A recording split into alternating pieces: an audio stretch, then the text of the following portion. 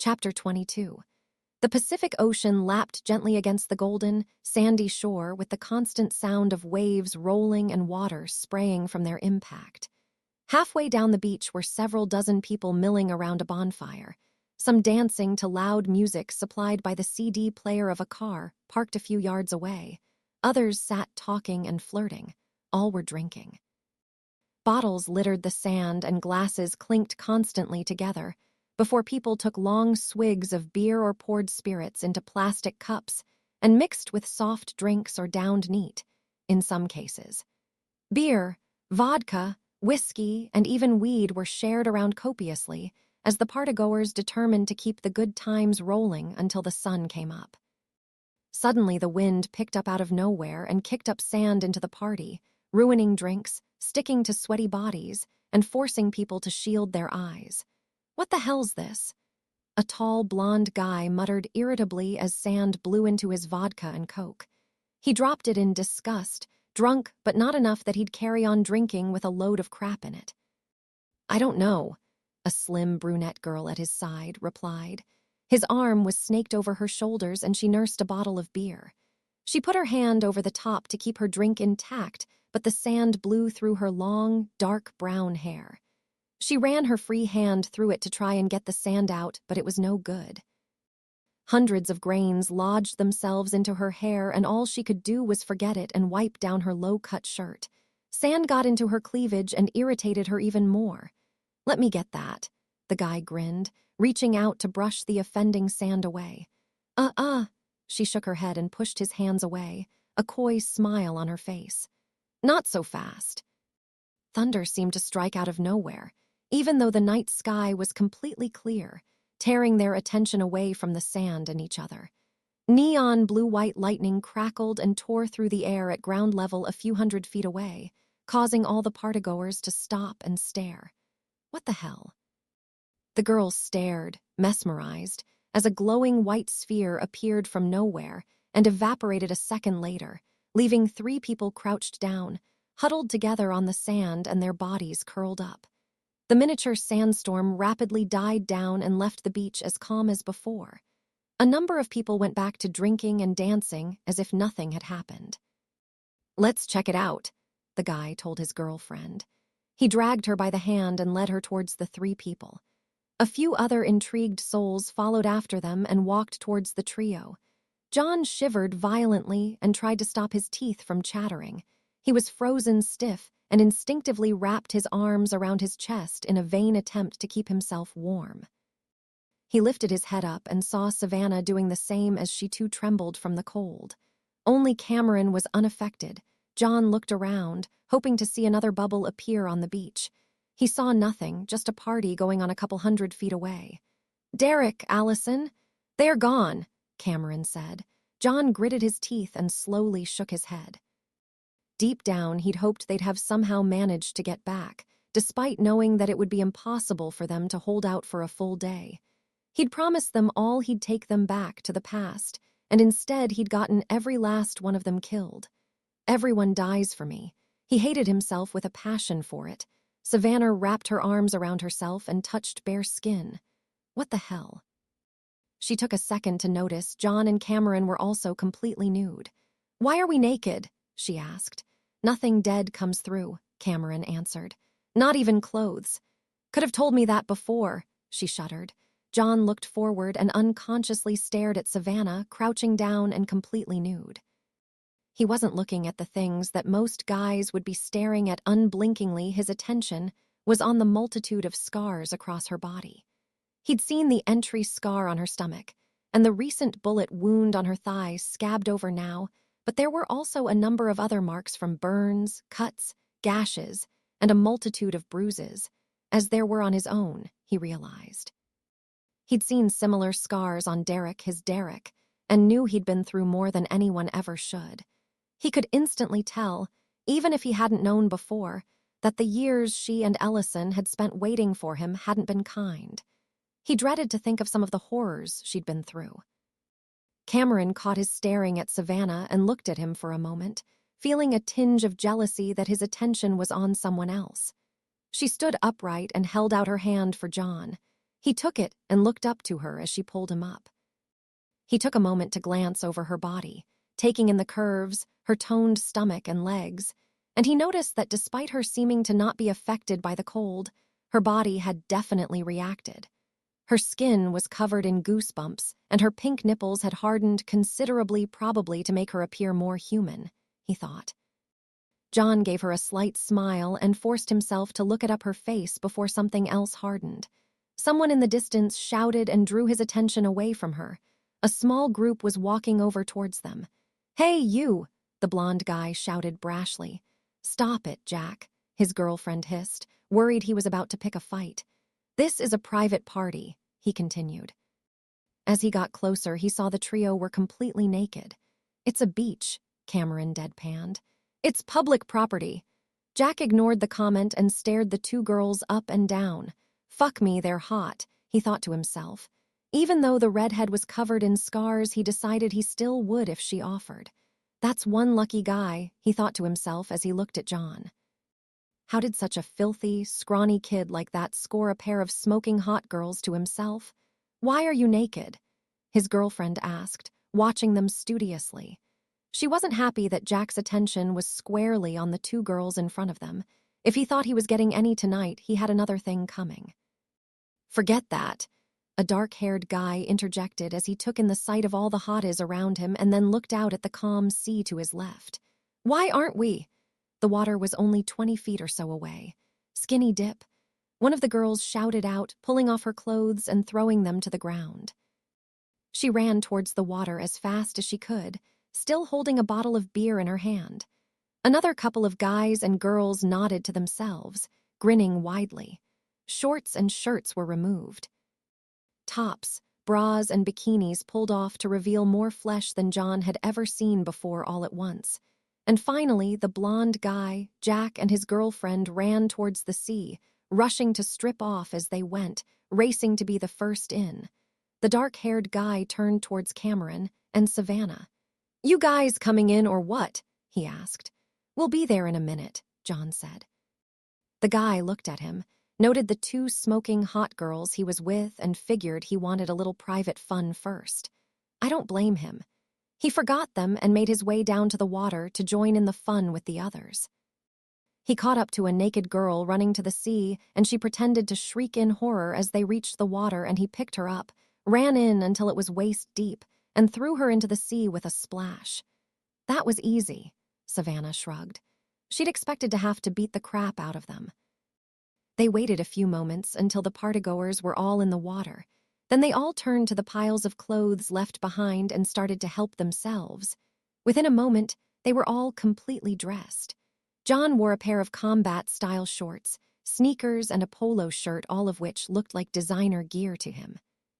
Cameron and Savannah both sported short denim skirts, sandals, and blue and red low-cut tops, respectively.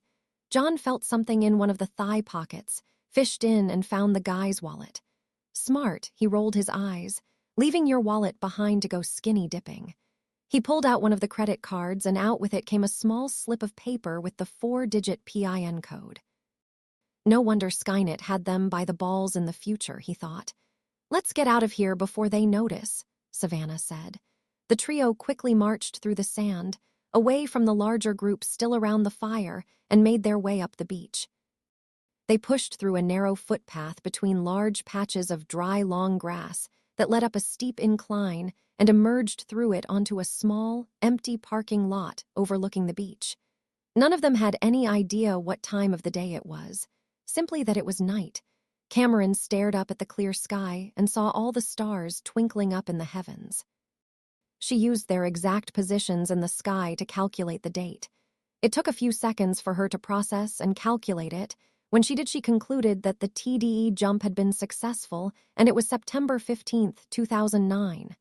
"We're in the right time," she said. Savannah also looked up at the stars, albeit in wonder. "I haven't seen stars in 17 years, she said, slightly awestruck at the sight of the heavens above her. She looked back down at the scene around her and smiled as she noticed a pair of palm trees at the other end of the parking lot, leaves swaying slightly in the gentle breeze. The only trees she'd seen were the dead ones in the nightmarish forests they'd trekked through towards Serrano Point. She couldn't remember the last time she'd seen any living plants. What she found the strangest was that even in just a t-shirt and skirt, she was so warm. The future was always cold, bitterly frozen, and she'd gotten so used to it that she felt like she was in a sauna right now. She'd forgotten, after all this time, just how hot California normally was. She was sweltering and sweat had already started to run down her neck, chest, and temples, even in the relatively cool night air. "Where are we?" John asked as he took in the scenery around them. He couldn't see any skyscrapers in the distance. There was no smog in the sky, and the road on the far side of the parking lot was relatively clear. "This can't be LA. John pulled the stolen wallet out from the pocket of his stolen shorts, opened it, and took out the driver's license inside. It was a California license, causing him to sigh in relief. At least we're in the right state, he thought.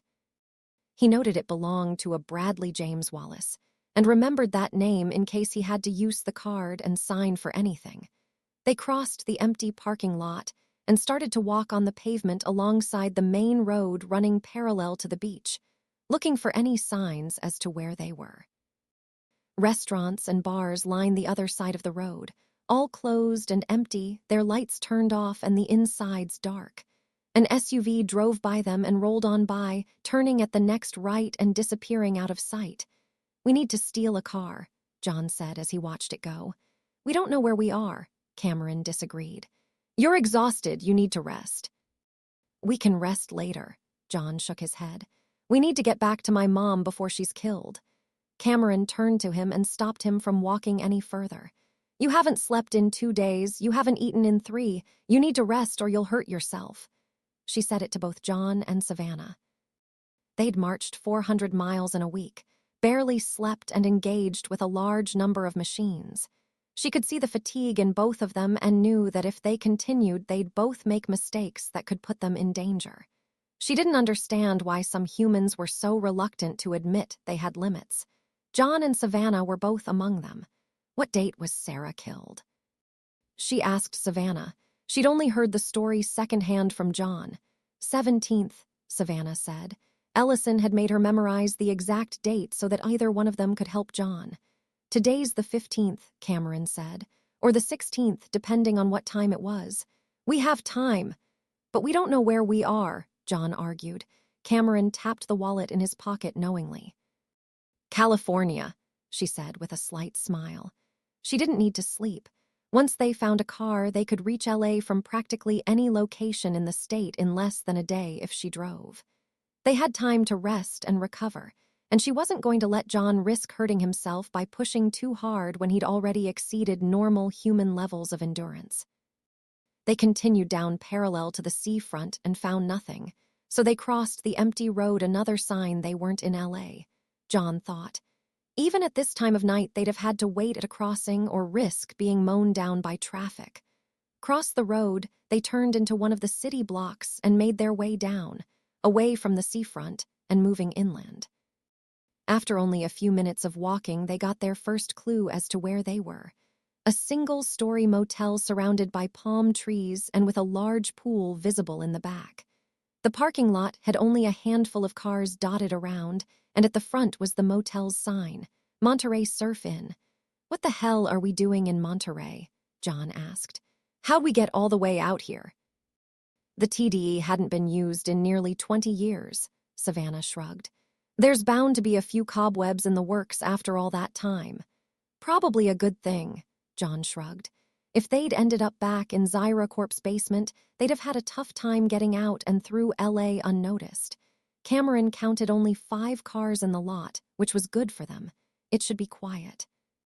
The light was still on at the reception desk at the front, so they made their way towards it. Inside was a lone guy in his 30s, with a slightly receding hairline and wearing a brightly colored shirt. He was sat at a desk facing away from the open window, propped up on one elbow and reading a paperback novel, looking extremely bored. "Hey," John said, snapping the guy's attention away from his book. He looked up at John, startled, and stood up. He went towards the window. "Sorry," he smiled apologetically. We don't get many people this time of night. Can I help? Yeah, John said. We need a room for the night. You guys on vacation. Something like that, Savannah replied. The receptionist looked at Savannah and Cameron, and then back at John. The three of them were filthy and looked like they hadn't showered in a long, long time. Still, the two girls were pretty damn hot, and cogs started turning in his head. He knew there were a few beach parties going on in the area. These guys weren't traveling as they had no bags with them. The guy with them was one lucky bastard, he thought as he pieced together exactly why they wanted a room. These damn kids, he mentally shrugged, barely able to suppress a grin. He wished he'd been half as wild when he was their age. I take it you just want the one room? He asked, reaching for the key to a queen-sized room. Yeah, John nodded. It would be safer if they all stayed together. Lucky bastard, the guy mumbled under his breath. Only Cameron heard him, but she didn't react at all. He pulled a key off the hook and handed it to John. What's the name? He asked. Brad Wallace, John said, recalling the name on the license. Room 11, the receptionist said, and that'll be $55 for the night plus a $20 deposit. John took out the wallet and opened it.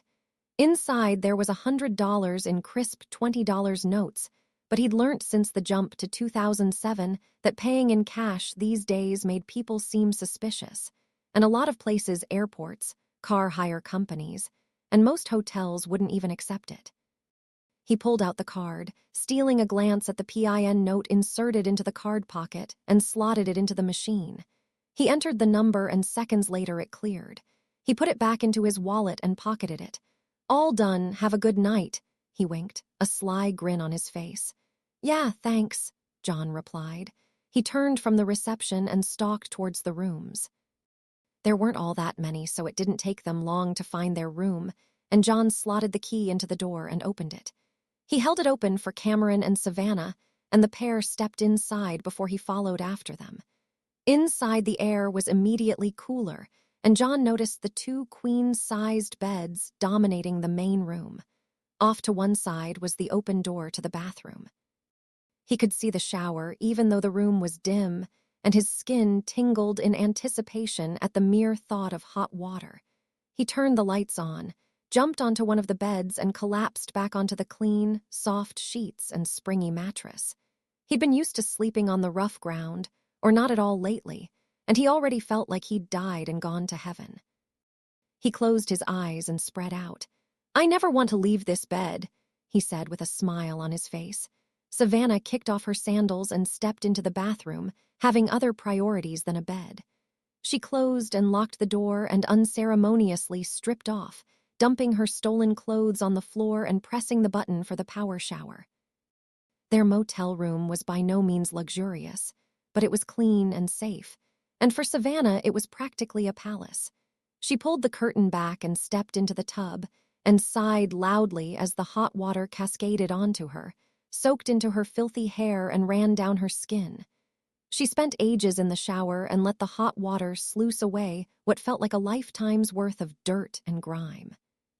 She reached for the complimentary shampoo and squeezed a large dollop into her hands before running it into her hair and starting work on the accumulated grease, dirt, and tangles.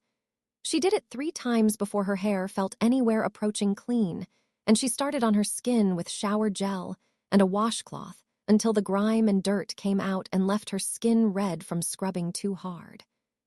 She inspected herself as best she could without a mirror in the shower.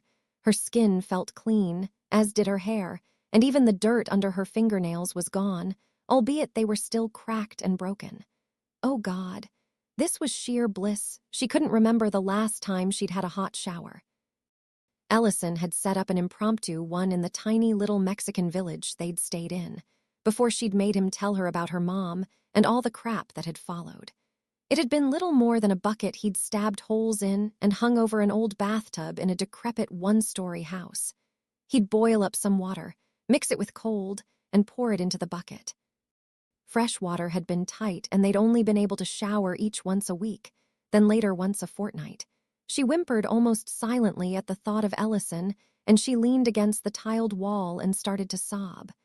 Suddenly, the shower didn't feel so good anymore. She abruptly shut it off, got out and toweled herself down.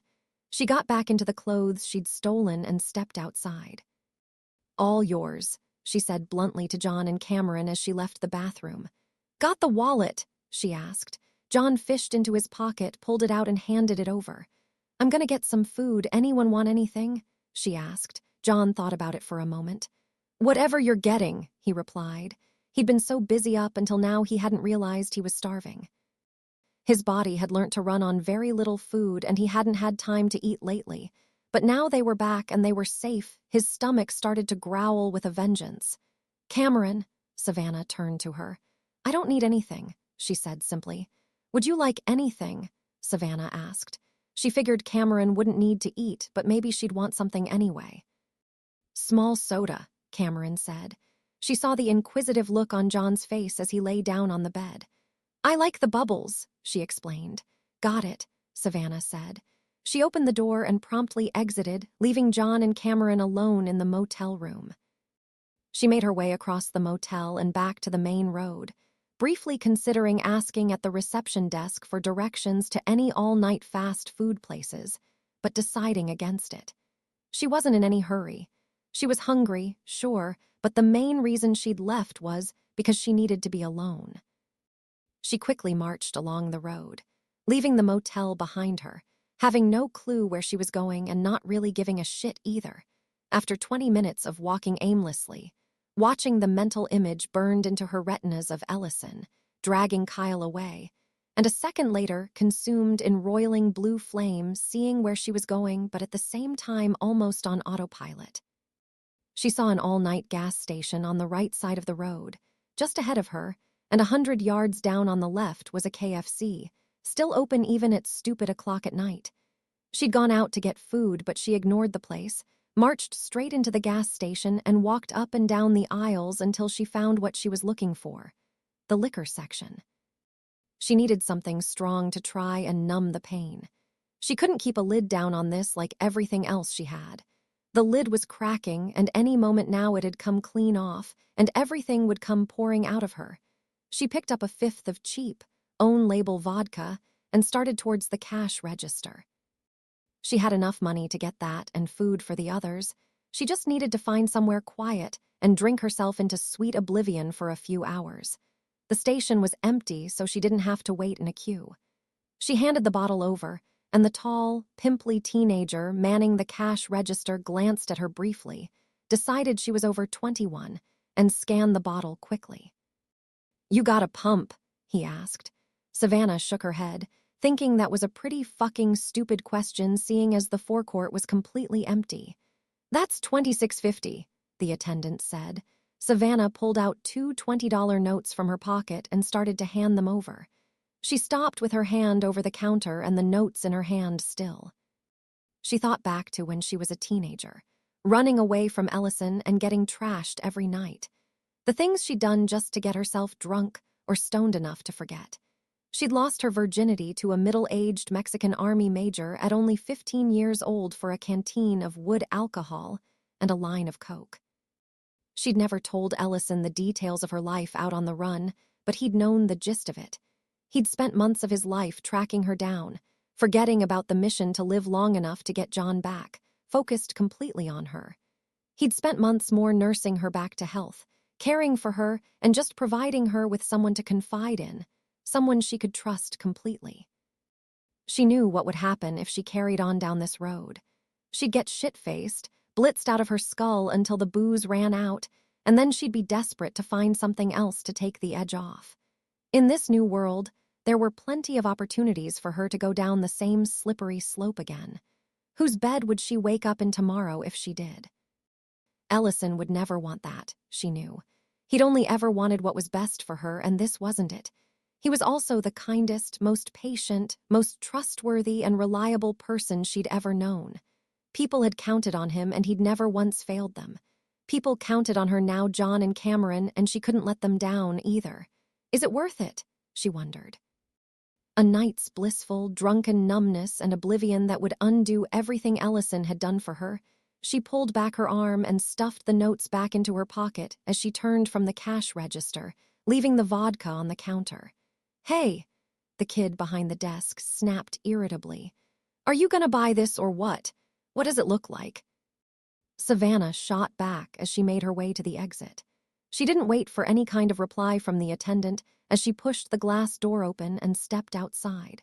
She quickly turned away from the gas station and set her sights on the KFC on the other side of the road. Cameron stepped out of the bathroom, fresh and clean after scrubbing at her skin meticulously for 20 minutes, removing every last speck of grime and dirt from her body. Her body had been buried underground for 18 years, the living tissues sustained by the fuel cell that, even in her offline state, had provided some power to regenerate and nourish her organic components. There had been very little dirt on her as such, but dust, cobwebs, and years of dead skin had to be scrubbed off her body and out of her hair. She didn't care about it, but knew if she remained unkempt, it would attract attention. She walked into the main room in only the underwear she'd taken from the pile of clothes on the beach, and sat down on the bed next to John, now clean and still slightly red from the heat of the shower he'd taken before her. He could only stare at her like a hawk as she moved from the bathroom and set herself down beside him. He gulped nervously as she brushed against him, and he felt the heat radiating off of her skin from the shower. He could feel his heart rampaging inside his chest, and the worst was he knew she could sense it too. "Are you okay?" Cameron asked him, noticing his reaction as she'd sat down beside him. She turned slightly towards him and caught his gaze as he nodded in reply. She saw his eyes wander briefly down away from her face towards her chest, her hips and her thighs respectively. She recalled their discussion in the hangar that had been cut short by Skynet's attack, and decided that now was the best time to continue it. She wanted answers. "In the hangar, I asked you why you followed me to the future," Cameron said as she stared at John, scrutinizing his face for every possible reaction. "You never told me," she added. John paused for a moment, completely taken aback by her question. What the hell was he supposed to say to her? He opened his mouth to speak but stammered and nothing came out. He sat there with his mouth half open, trying to decide how to answer. "It doesn't matter," he said defensively, turning his face away from her. "Good one," he chided himself. "It matters," Cameron said, deciding to press the issue further. She knew he was emotionally attached to her, but she wanted to know to what extent and why he was attached to a machine. She liked it, but it didn't make sense to her.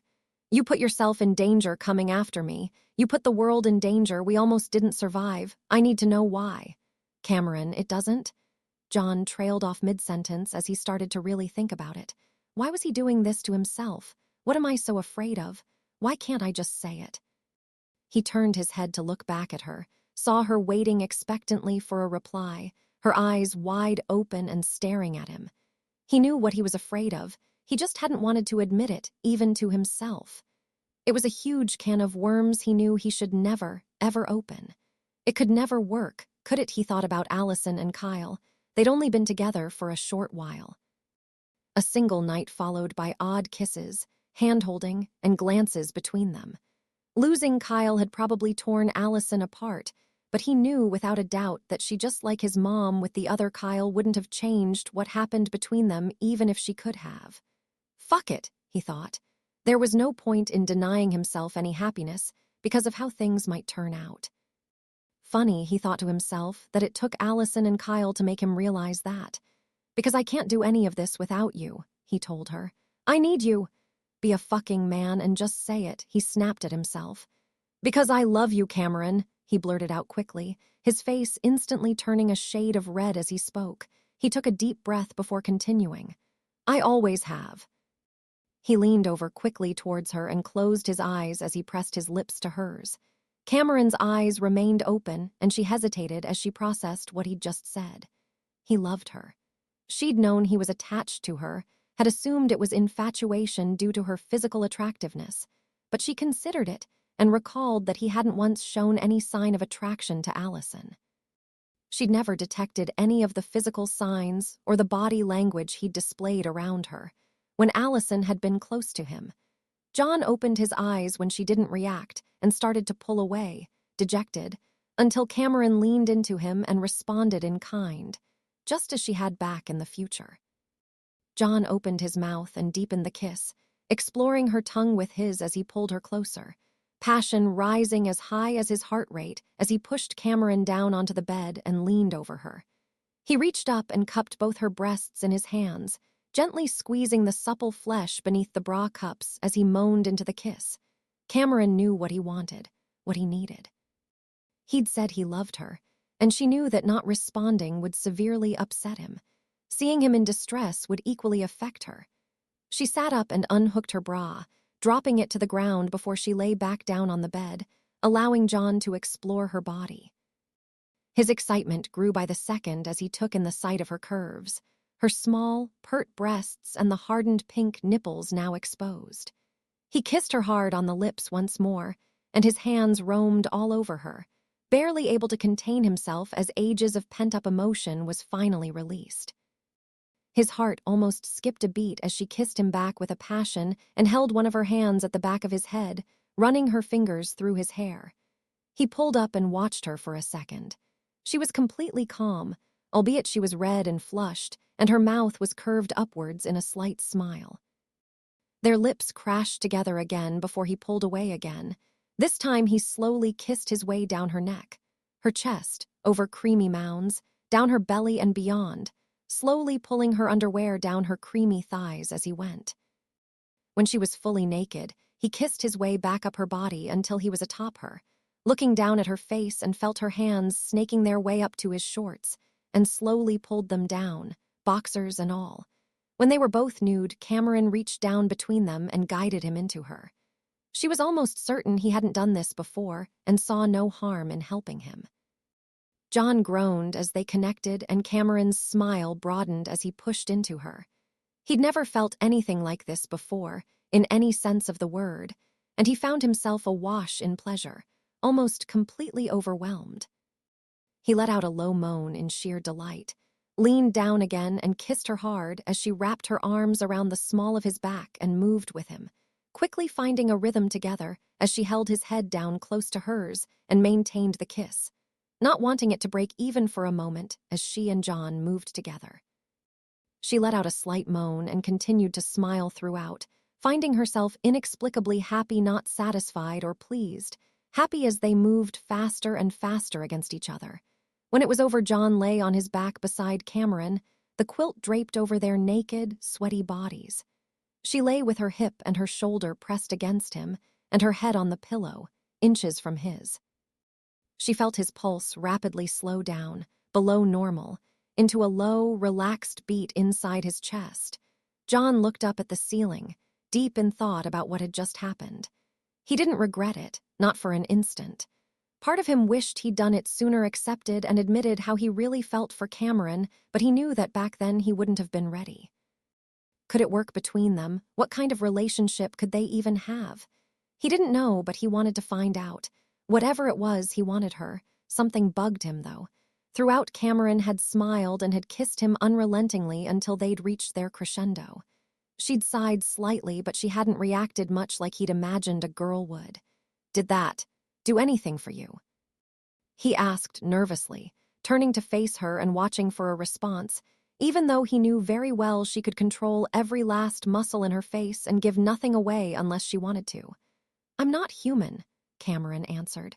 She had nerve endings in the same places a human woman had, but her chip wasn't designed to process sexual stimulation the way a human brain did. "It was nice," she said. John frowned sullenly as something horrible came to mind. Had he just used her to get himself off? She probably wouldn't mind, but he did. The thought of it really bothered him. He wasn't like that. "Did you feel anything at all?" Cameron propped herself up on one elbow to face him and nodded reassuringly. "I told you before. I have sensation, I feel." "What did you feel?" he asked, curious as he searched her eyes. Cameron suddenly found the question to have more meaning than perhaps John intended. Physically, intercourse was meaningless to her. It felt pleasant, but she doubted it was anything like a human woman would have experienced, from the little she'd read on the subject. She'd enjoyed it, however. She liked kissing John, both for the tactile sensation as well as the closeness they'd shared. She struggled for a microsecond to find the right description before settling on intimate. They'd shared a bond before, but now it had solidified further, and she didn't want that to stop. She was happy to have sex with John, even though the act by itself did little for her. He derived the physical pleasure whilst she was content with their intimacy and the affection he showed for her. "I felt everything," she said, "but not like you do." She thought about what else she felt for John. She'd die without hesitation to protect him, and not only was his physical safety paramount, but so was his emotional well-being. She wanted him to be happy, and she'd do anything to make it happen. She'd learnt a lot and grown because of John. Every second she had resided in John Henry's chip, she'd thought about him, worried for him.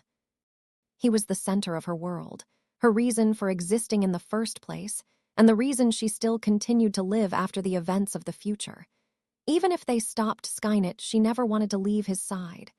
"I love you too," she finally added, craning her head towards him and pressing their lips together softly. Savannah signaled right a moment before she swung the car into the motel's turning and eased it into the parking lot. She haphazardly parked in one of the bays, not quite between the lines, but the place was fairly empty, and as she looked around at the other parking jobs, she realized hers wasn't the worst, not by a long shot. She turned off the ignition and pulled the key out, silencing the engine of the Lexus before she opened the door and stepped out. She reached back in and pulled 2 large, full paper bags out with her, carrying them in her arms as she nudged the door shut with her foot. After deciding against getting wasted, she'd gone into KFC and ordered 2 large Zinger Tower meals, plus drinks, sides of corn and beans, salad, and took it to a table. She'd sat alone with her thoughts as she'd quickly and meticulously torn through the entire thing, well aware, but not caring as staff at the counter watched this 5'5", 110-pound redhead devouring Herculean amounts of greasy fried chicken and fries, pausing only to take a drink from one of the 2 large cups, and polishing the whole thing off in what was probably record time. When she'd finished, she'd left the cardboard packaging and cups at the table and slipped past another table where a man and woman in overalls were quietly eating their own meals. They looked like men who'd just come off a night shift and were having a quick bite to eat before heading home. As she'd passed by them, she'd spotted a pair of car keys in the woman's open handbag, hanging off the back of her chair. She'd quickly snatched them and slipped unnoticed into the customer bathroom, washed the greasiness from her hands and around her mouth, and stood in a cubicle, taking deep breaths in through her nose and out her mouth. Fighting the urge to throw up all the food she'd just rushed down her neck. When she'd managed to stop herself from being ill, she'd then quietly slipped back outside and into the restaurant proper, where she'd ordered several more meals to take out. When she'd paid and gotten them out, she'd left, walked around the back to the parking lot. There'd only been 3 cars, and she pressed the unlock button on the key fob, identified the blinking lights of a shiny black 4-door Lexus, got inside it and driven off. She leaned her elbow on the door to their room and put her weight on it, pushing it down until the latch gave and she shouldered it open as quietly as she could, slipped inside and let the door swing closed, clicking as it locked back into place. Inside the lights were off, and it was dark. She shuffled the bags around into one hand, felt around for the light switch on the wall and eventually found it. A low, dim light glowed out from a bulb above the TV, opposite the 2 beds. Cameron and John lay in one of them, both completely still under the covers and pressed up close together. She saw the peaceful, contented expression on John's face as he slept. Cameron, however, was wide awake of course and watched Savannah as she entered the room. "Wow," Savannah said quietly, mildly in shock at the sight of them snuggled up in bed together. It was a warm night and the quilt didn't cover them completely. She saw their naked shoulders above the covers and she could smell the musky scent of sex in the room. She remembered what she'd said to John before, about them getting a room, but she'd never actually thought he would have. Then again, she thought, she'd seen how close John had been, how attached throughout their ordeal. How careful he'd been with her inactive body, how he'd leapt to her defense in the plant, and the almost kiss between them she'd broken up before anyone else had caught them. It wasn't that out of place when she put all the pieces together. She put the bags of food down on the dresser drawer and sat on the other bed, facing Cameron. She wasn't sure what she was supposed to think about it. It was just so weird. "Don't wake him," Cameron said softly. John was physically and emotionally exhausted. He needed to rest, and she had no intention of disturbing him for at least 8 hours. "I won't," Savannah said in a low voice as she took her shoes off and pulled her legs up onto the bed too. She looked at John, slumbering deeply, not moving an inch apart from the slow rise and fall of his chest. She figured he'd needed something, with all the crap they'd been through lately. He'd gone through hell to get Cameron back. "He loves you, doesn't he?" Savannah said, more a statement than a question. "Yes, and I love him too," Cameron said simply. "How's that even possible? How could a machine feel anything at all? It didn't make sense. I thought Skynet built you guys to be these emotionless killing machines." "That's the popular theory," Cameron answered. "People don't understand how we work. It was impossible for a machine as intelligent as a Terminator to not feel something, however rudimentary or mission-oriented it might be. How she could feel something as complex as love, she didn't know. Her best estimate was that it was a combined result of her mission to protect John and the time she'd spent with him, learning things from him, teaching him others, and the level of interaction they'd had. She disregarded it. It didn't matter how she was able to love John. She did. That was all that mattered. Savannah thought about that. It was weird, but it did make sense. She guessed it would be stupid for Cameron to be assigned to protect John, but deep down not really care if he lives or dies. The same as how the Kokoro-82m Ellison had told her stories about must have really wanted him dead. "What's it like?" she asked, curious. "Do you feel it like we do?" Cameron tilted her head ever so slightly, confused. "I don't know, what does it feel like to you?" Savannah paused for a moment and frowned. "I don't know," she said. "I've never felt like that about anyone." She realized, sadly, that out of all the people she'd hooked up with when she'd run away, she'd never actually cared about any of them. They'd all been just a means to booze or drugs to help her forget. Otherwise, she wouldn't have pissed on any of them if they were on fire. "I guess it's impossible to know for sure," she shrugged. "I feel it," Cameron said. "It's real for me." "Just make sure you invite me to the wedding," Savannah smirked dryly. She found it funny that a machine knew more about love than she did. She got up off the bed and stripped off until she was completely naked. She was so used to being cold that even the night air of the California coast was swelteringly hot. Neatly folded her clothes and placed them in a tidy pile at the foot of her bed for easy access in an emergency, turned the light off, and slipped into the covers of the other bed. The feel of the soft, clean sheets against her naked skin was indescribable. She sighed out as her body relaxed into the soft, springy mattress, and she rested her head on the pillow. This was 5-star accommodation for her. She and Ellison had spent most of their time after Judgment Day in Mexico, and had arranged a number of hideouts underground or in the wilderness where they'd stay for a time before moving on. At best, they'd had an old couch or just a mattress they'd managed to salvage, but often it was just sleeping bags on the cold, hard ground. She kept the covers down by her stomach, too warm to fully wrap herself up, no matter how much she enjoyed the feel of the sheets on her skin. She closed her eyes and immediately started to fade away. One of the few advantages of living the life she had in the future was that she'd learnt to fall asleep pretty much anywhere, anytime, and could often drop off within minutes of putting her head down. "I got you a Diet Coke and some fries," she yawned to Cameron. She heard Cameron say thank you faintly, but within moments her entire world went black as sleep claimed her. Images of Ellison consumed in roiling blue fire played out in her unconscious mind and added to the library of horrific, traumatic experiences that made up the bulk of Savannah Weaver's life. She could always drift off without difficulty, but sleep never came easy.